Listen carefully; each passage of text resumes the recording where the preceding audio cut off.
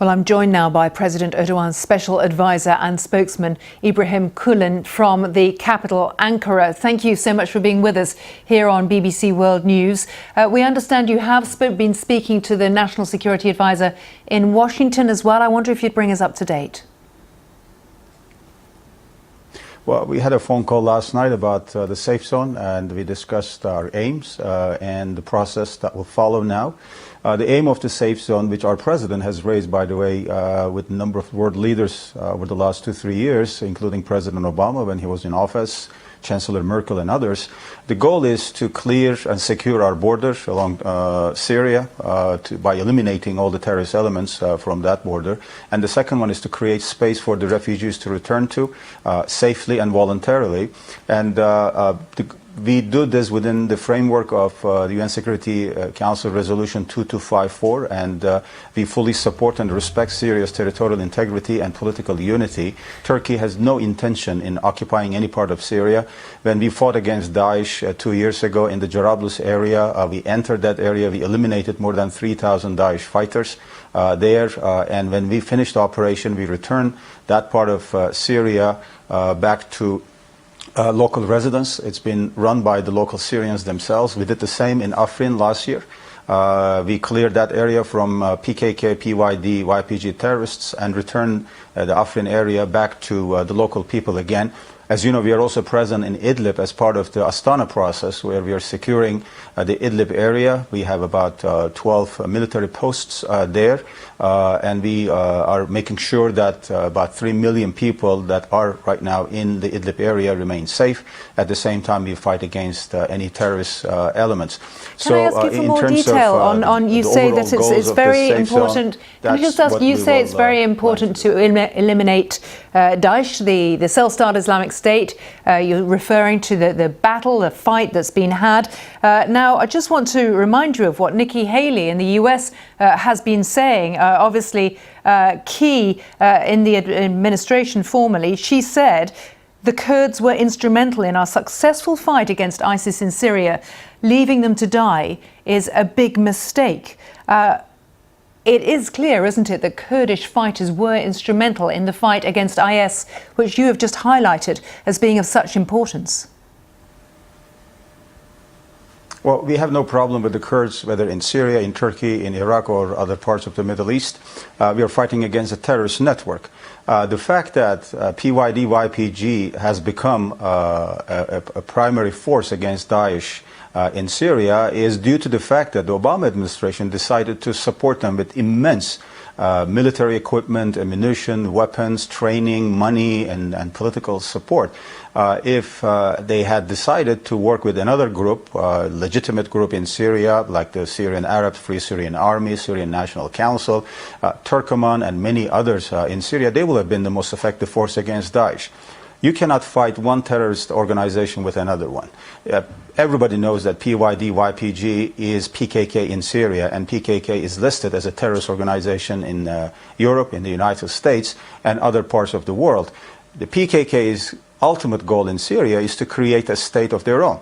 And we cannot let that happen vis-à-vis Syria's territorial integrity, but also since it's a terrorist organization that's been fighting against us for the last 35 years, we cannot let PKK or any other terrorist network to have some kind of a state structure right at our border. Our fight is against the terrorists, not against the Kurds. There are thousands of Kurds in Syria who do not subscribe to PYD's, YPG's Marxist-Leninist ideology. It's really an irony of history. So can I just get some clarity on what you're saying for our viewers here? Just are you talking about potentially an all-out assault on the YPG? You have distinguished between Kurds in general and Kurdish forces that you regard as terrorist. So are you signalling that an all-out assault on the YPG is something you will see as a necessary part of this incursion? Well, what we have communicated to the Americans, to Europeans and others is that we will establish this safe zone by our own means. We do not foresee or want to have any confrontation with anybody there, so they better pull out of this area. And that's exactly what President Trump decided after the phone call with our president last Sunday. And that is the case at the moment. I just had a phone call with the National Security Advisor, Robert O'Brien, and we went over this again. Our record is very clear on this. When we enter Jarablus and Afrin, we've taken extreme care in terms of making sure that no civilians are attacked, no civilian infrastructures are affected. And you can go and look back at our record there and compare to what happened in Raqqa, compared to what happened in Mosul or in Aleppo, by different countries, by different operations. Our record is very clear. We've been very, very careful about this, and we will do so. In regards to the Kurds versus PYD, etc., and some U.S. Yeah. If I could pick up on what you've just said, they'd better get out. It is also a fact that Kurdish fighters have been holding thousands of former IS fighters as prisoners. And President Trump is among many to say, well, if Turkey crosses the border, if there's a military incursion, you will then have responsibility for those IS fighters. Is that something with which you agree? Well, first of all, let me underline that our goal to establish a safe zone will in no way diminish the fight against Daesh. We fought against Daesh in Jarablus. We've arrested more than 5,000 and extradited or expelled more than 8,000 Daesh-related people, eliminated 3,000 of them in the Jarablus area, and we will make sure that Daesh does not come back in any form or shape, whether in Syria or in Iraq or somewhere else. In regards to the prisoners, sorry? How will you ensure that? As we did in Jarablus, in Afrin and other places, and as we are doing in the Idlib area as well. As I said, we've done more for the Syrian people and the Syrian refugees for their safety and security than any other country. We're hosting about 4 million Syrian refugees, and we have prevented them from Daesh attacks in Turkey as well as in the Syrian territories. So this fight will continue. It will not diminish in any way the fight against Daesh, and we will, of course, as part of the international coalition against Daesh, continue to coordinate our efforts with the other forces, the other countries in the U.S., Europeans, Arab countries, Russia, Iran, and others, because Daesh is the common enemy, and we fought against them. We will continue to fight against them. In regards to the Daesh or ISIS prisoners held by PYD-YPG, in fact, the root cause of the problem there, the specific problem with this group of people is that the countries of origin do not want to take them back. I think President Trump was right when he complained about this, that the Americans with PYD-YPG have been holding them in different parts of Syria in the east of Euphrates for the last 2-3 years, and such countries as Germany, France, Italy, UK, and Belgium and others do not want to take them back, but they're their own citizens. They shall take them, they shall try them, and follow the due judicial process.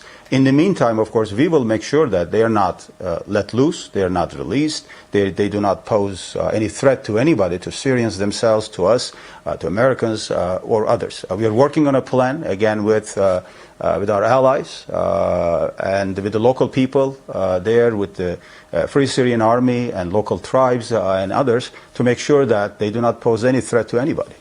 Ibrahim Kulan, you have just delivered a very clear message to the rest of the world about the responsibility and, as you see it, the international responsibility for these fighters. Could I also remind you of a message that was sent to you from Donald Trump, which seemed to perhaps threaten the Turkish economy? Mr. Trump has tweeted, as I've stated strongly before, if Turkey does anything that I, in my great and unmatched wisdom, consider to be off limits, I will totally destroy and obliterate the economy of Turkey. How do you receive a message like that? After making this decision, President Trump has come under a lot of pressure. So it's really part of internal American politics.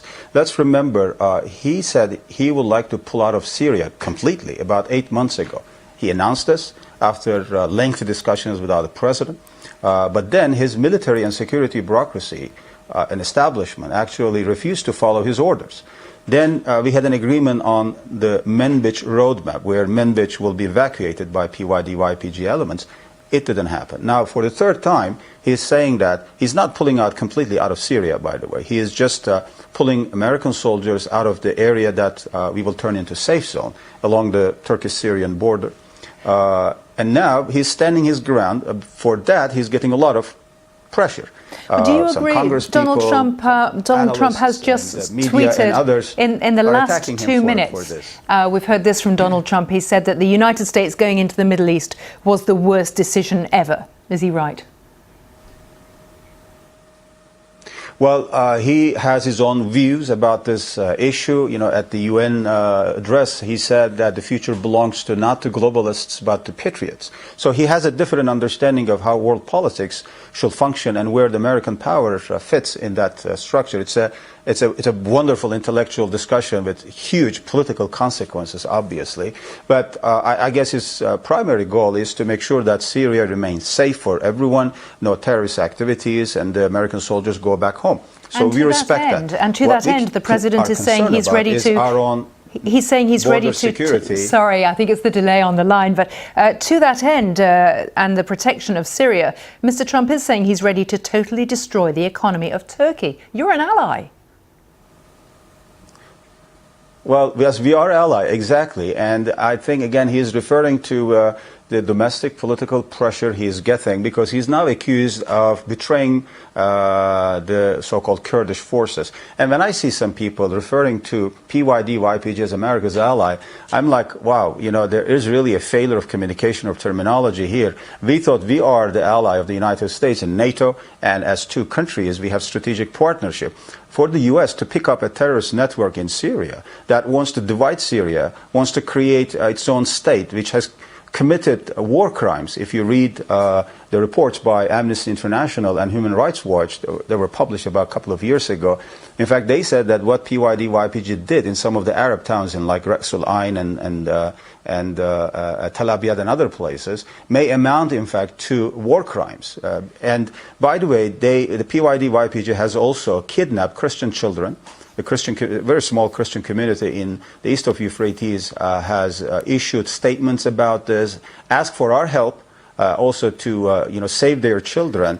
They have razed villages to the ground. They've done all these things, but nobody wants to report it because that goes against the narrative those who speak for Kurdish political forces say they see an attempt by Turkey to try to eradicate them, and that back and forth is clear. I wanted to give you an opportunity, as you've spoken about domestic pressures on the White House, to tell us a little bit about the domestic pressures for you in terms of your need to repatriate, your desire to repatriate some of the several million who fled from Syria. Where do you want to send them back? And if they're not from the secure zone originally, how will you help to resettle them? We have about 4 million refugees from Syria in Turkey at the moment. Our president had what he called a policy of open gates, open door, and we have opened not only our doors but also our hearts, not just the government but the people, NGOs, municipalities, and everybody has embraced the Syrians because they fled a war, they fled barrel bombs, they fled unspeakable violence and massacres. So we are hosting them and we will continue to help them as much as we can. But the refugee problem is not only Turkey's problem, it's an international crisis. In recent history, we've not really had this kind of a huge problem as the Syrian refugee crisis. But if you look at the powerful countries of the world, how much they have contributed to this. For much of Europe, the Syrian file is just about not letting the Syrian refugees come to Europe. And that's really so unfair. Thousands of people have died in the cold waters of the Mediterranean and the Aegean, and all they care about is to make sure that they go somewhere else, rather than addressing the issue at its root.